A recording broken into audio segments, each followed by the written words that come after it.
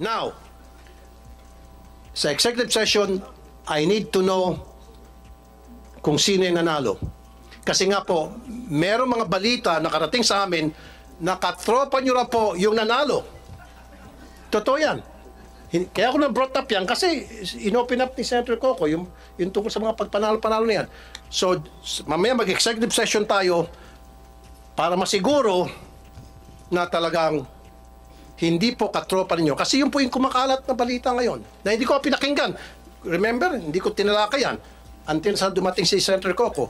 So, kailangan ko yung pangalan, identity nung nanalo. Especially sa Ilo to pala siya nanalo.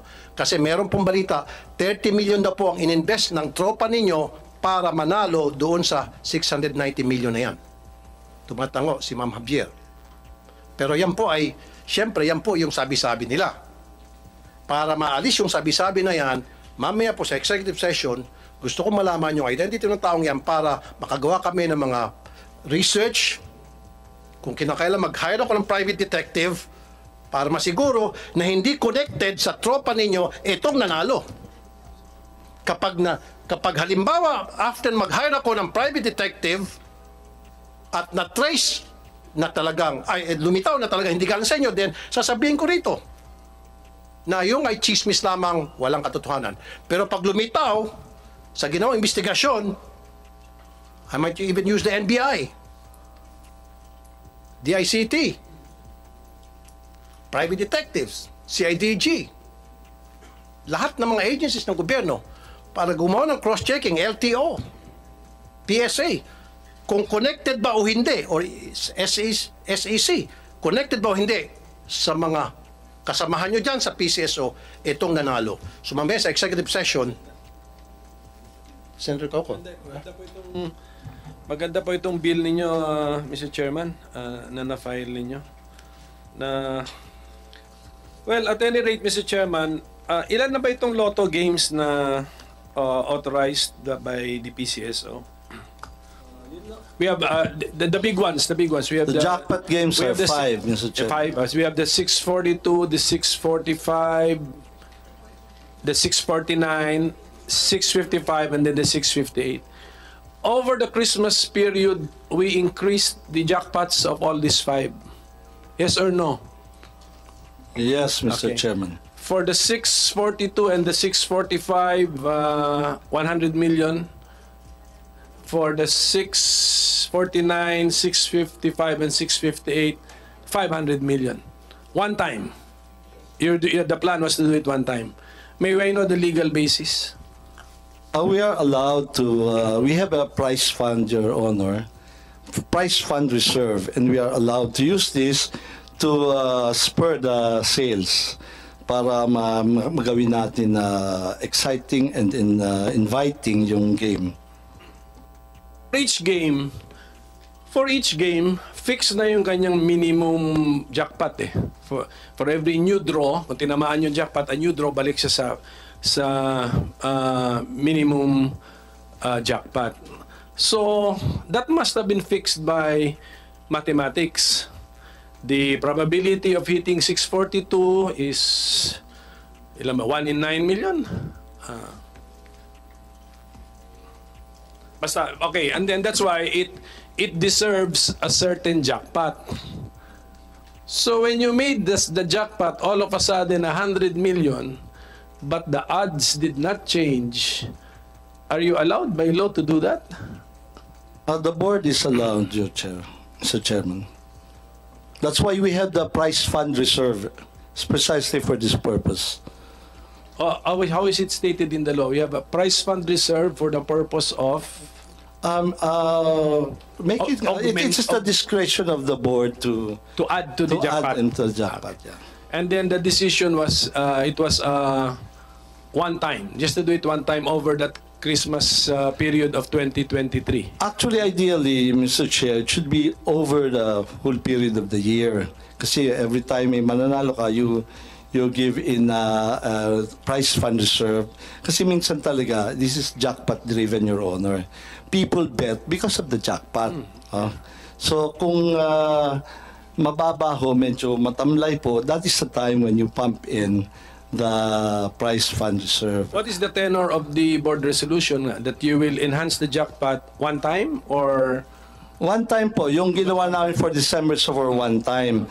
Because, Mr. Chair, at the end of the year, that will become dividend and will be reverted back anyway to the Bureau of the Treasury as dividend. So, might as well, we have decided to make the games more exciting. yeah, if you want to repeat this, you need to pass another resolution. Yes, Your Honor, we have to go back to the board. Basta klaro yan. Okay. And then for the information of the public, yung mga increased jackpots po natin na 100, 100, 500, 500, 500, so a total of 1.7 billion pesos, tinamaan na po lahat. Yes, Your Honor. Okay. In less than a month. Within a month, Your Honor. Yes, within a month. Opo. Okay, so we're stating facts, Mr. Chairman. Facts lang ito. Yun nga, Senator Coco, nakakapagtaka nga. Marami nagtataka, siyempre, especially yung mga mananaya na ang bilis na manalo ngayon sa PCSO, especially na the fact na hindi naman pwedeng sabihin kung sino yung mga nanalo, pwede naman nila itago. Plus, pagdating po dun sa online, sila naman may control ng computer system na yan. So, madali na nilang i-hocus-pocus. Yun po yung sinasabing hinaing na marami mga mananaya. So, I think the PCSO is at liberty to reveal to us na yung in-increase na po yung mga jackpots, in all those games, available na yung online betting. Yes, Your Honor. Kaya, meaning to say, when si 642, ang minimum niyan, and what's the usual minimum ni 642? Or maximum jackpot pala? 5.9. Minimum ba? 5.9 po. Mr. Chair. Bakit nalanganin? Hindi, yung published. Singit lang. Yes. Okay. Yung sabi niyo this December, tinamaan yung 642, 649, 645, 655. Are these all from Iloto? Hindi po, last night lang po yung iloto. Ilan po yung tumama sa Iloto out of this 1, 2, Isa lang po yung kagabi lang po. kagabi lang? Okay. What game yun? Yung kagabi? 655. 655. 600 million kasi yon, Senator Coco. Quick na lang, Senator Coco. Okay. Etong picture na ito, very controversial ito ngayon sa social media. Edited daw ito. Yes, Your Honor. Edited. Bakit kailangan i-edit? We have to protect the identity of the winner. Meron po nagreklamo sa amin one time, we covered the face, yung damit naman po ay nakilala. So, nagreklamo siya, sana naman daw po, wag ipakita naman po yung damit. So, yan po ang reason niyan, and I agree, it's a very poor editing, pero the objective is to conceal the clothing na ma-identify sa kanya. So, ibig sabihin, so inamin nyo, inedit to, pinalitan yung clothing. Opo. Bakit kinakailangan palitan ang clothing? Again, part po yan ng pag-conceal kasi na-identify po yung damit. For example, kung at that day, yung mga kapitbahay po, yun yung suot niya, ganyan. Or kung nakapag-selfie siya, meron yung pong nagreklamo sa amin, favorite clothes daw kasi, kaya nalaman siya. So, Your Honor, if there is something to apologize, it's the poor editing.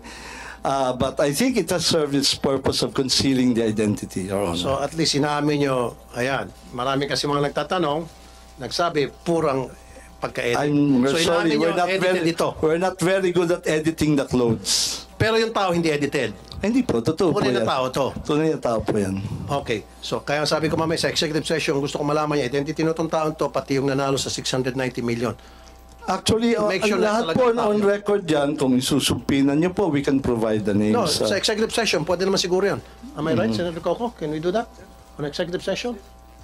Yes, Mr. Chairman, let's make it a strictly executive session. Yes. Na, even on the part of the Senate, limitado yung mag-attend at saka identified natin. And then, of course, kami, liability na namin yung kami pang source ng leakage. So. Like I said, Mr. Robles, kasi nga po, may clamor na malaman yung katotohanan. Kasi marami sa mga mananayan nagsasabi, yung nanalo ng 690 million, hindi raw yung legit na mananaya, kundi galing doon sa tropa niya. I'm sorry, I'm gonna repeat this again. Yung pong kumakalat na balita, galing doon sa tropa niyo na nag-invest ng 30 million para makuha nga itong 690 million.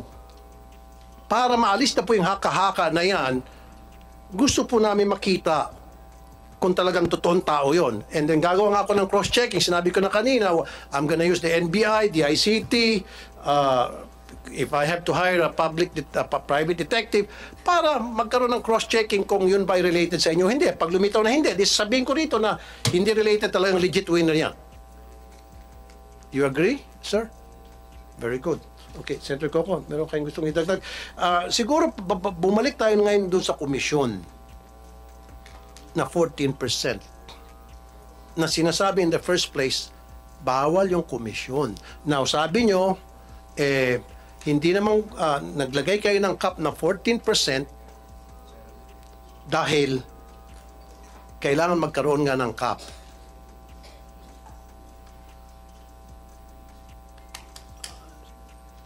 Dapat, hindi nyo kinonsider that as commission.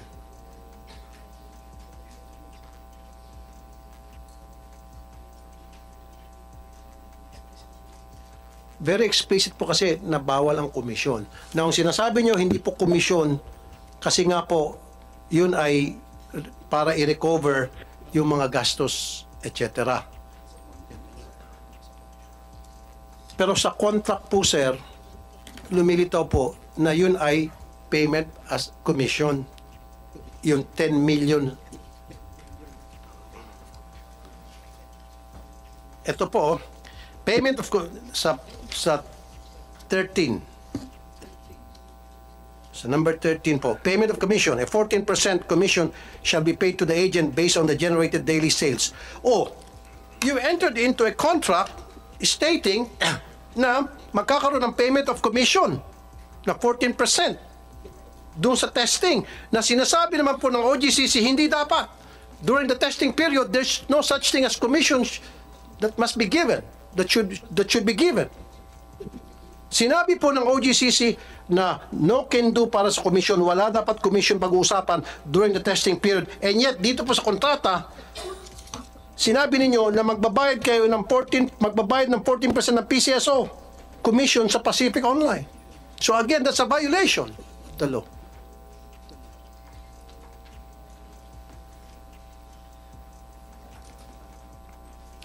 And this is tantamount to graft and corruption, sir. I don't know, maaaring hindi po kayo makakasuhan dito. Maaaring mga kasamahan po ninyo pwede makasuhan dito ng graft and corruption. Kung sino man po pumirma dito, sino man pong nag-instigate nitong kontratang ito.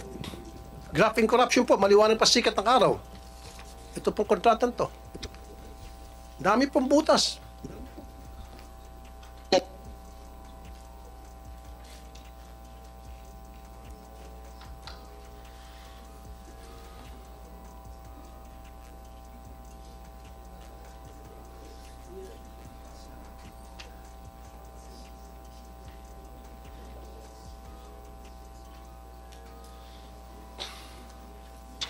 Mr. Chairman, if I may, Yes, sir. I think the guidance is for us to have a reasonable cost. So we will have to determine din talaga yung reasonableness ng cost nila. But as I've said, we're putting a cap on that. I on the understand, sir. 14%. I understand. Sana po, hindi nyo po sinabi dito sa contract, payment of commission. Sana nilagay nyo, payment of recovery. There's a big difference between payment of recovery and payment of commission. Yung payment of recovery, hindi po bawal yun. Trust me, hindi po bawal. Pero yung payment of commission, bawal po yun. That's tantamount to graft and corruption. Ito po, very clear, oh. Number 13, payment of commission. Na bawal dapat. During test run, there's no such thing as commission being paid.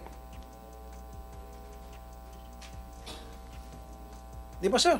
Maaaring nga sabi ko, maaaring hindi ka makakasuhan dito. Pero yung mga kasamahan mo, maliwanag pa sa sikat ng araw na may kaso pong graft and corruption.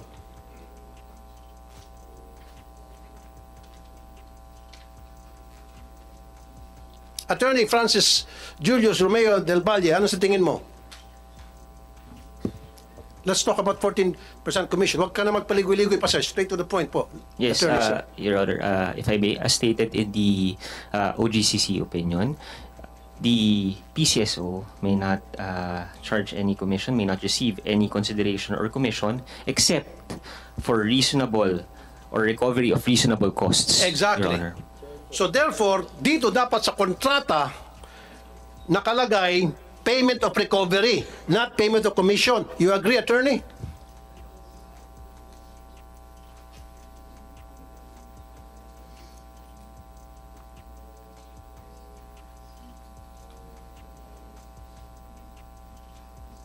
Sir, If PCSO can justify that 14% constitute reasonable costs, then that's the no sir, I'm talking about what's stated in the contract. Come on. Sir, lawyer ka, di po ba? Alright. There's a big difference between payment of recovery and payment of commission. Yung payment of recovery, wala tayong problema doon. Kasi pinapayagan naman yon. Pero yung payment of commission, hindi pa pinapayagan yon. Pero nilagay nila din sa contract na dapat, in the first place, wala sa kontrata to. Yung paglagay nila dun sa kontrata nitong payment of commission, may violation agad, sir. Do you agree as a lawyer?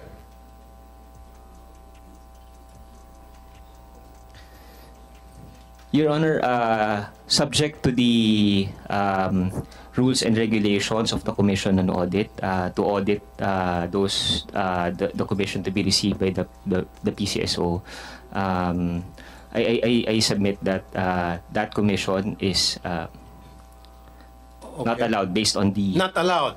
Okay. based on the contract review. Yes, thank you. Thank you. So therefore, sana hindi nilagay niyo dito, Mr. Robles, na payment of commission kasi binabawal naman talaga. Ayan, sinabi na ni Attorney De Valle. Sana nilagay niyo payment of recovery regardless kung yan ay 15 million, 20 million. Wala kang violation doon. Kasi sabi mo, okay, 50 million binayad namin for the recovery.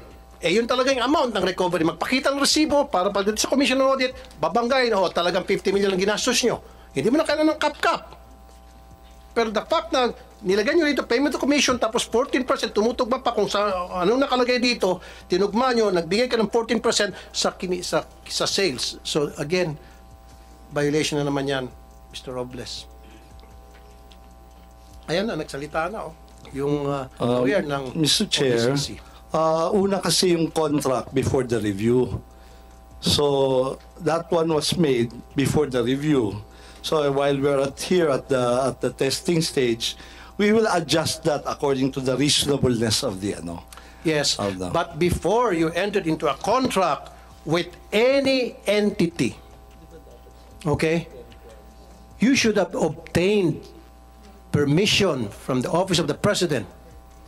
And you did ask for the opinion of OGCC, and OGCC gave you this opinion, and yet, hindi nyo sinunod yung sinabi ng OGCC. Ba't pa kayo humingi ng opinion kung hindi nyo susundin?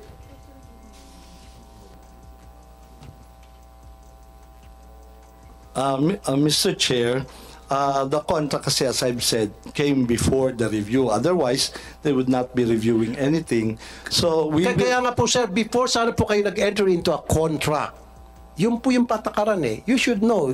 You should know you know the drill. You know the protocol.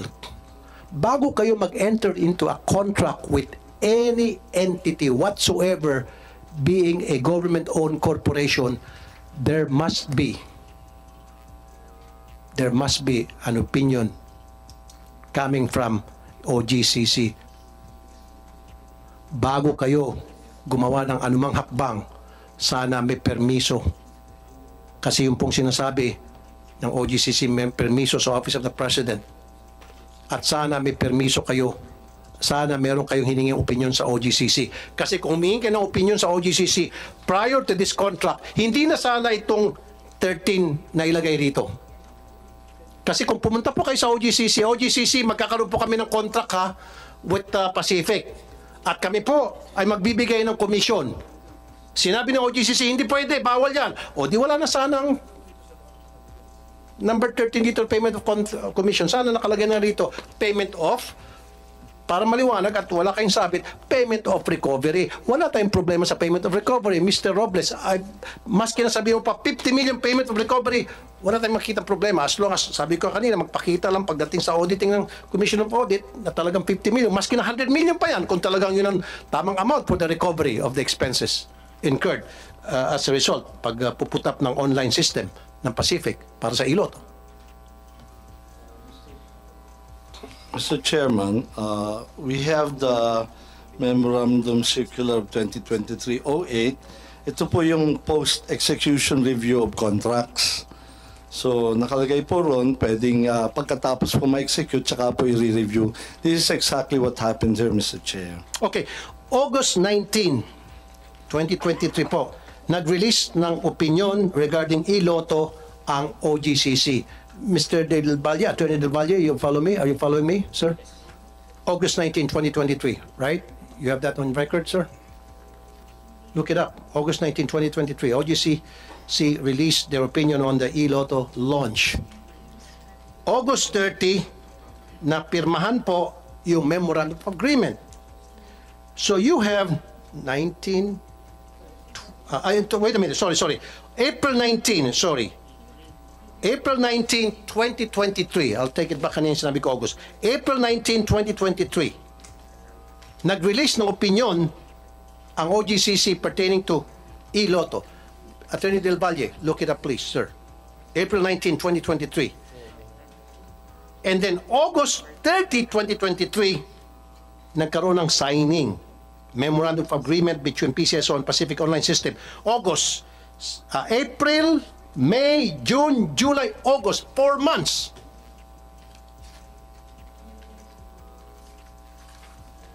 Attorney Del Valle, tama ba? April 19, 2023, nagbigay kayo ng opinion. Kayo dyan sa OGCC. Tama? Yes, Your Honor. Opinion number 70. Exactly. And then, meron silang 4 months para i-correct yung kanilang ilalagay dito sa contract na sinabi ng OGCC kung ano yung mga bawal. And yet, hindi sinunod. Pinagpatuloy yung mga bawal. At after 4 months, nagkaroon ng pirmahan at in-include pa rin kung ano yung mga binabawal ng OGCC. Am I right, Attorney Del Valle, sir? Your Honor, if I may, based on the opinion number 70 of the OGCC, regarding the conduct of the online betting platform, it says that PCSO should first issue guidelines with regard to the launching of this online game proposal. So it does not categorically say, at least this opinion does not categorically say that online betting platforms should not be allowed. Instead, it mandated PCSO to issue the necessary guidelines and rules that will provide for the parameters. I understand. I understand. Precisely. Correct. You're right. We're talking here about the commission, Attorney Del Valle, sa number 13 sa Memorandum of Agreement which says payment of commission, na sinasabi po ng OGCC bawal ang commission sa during test run. Ang sinasabi kasi ni Mr. Robles, late, nauna pa yung contract.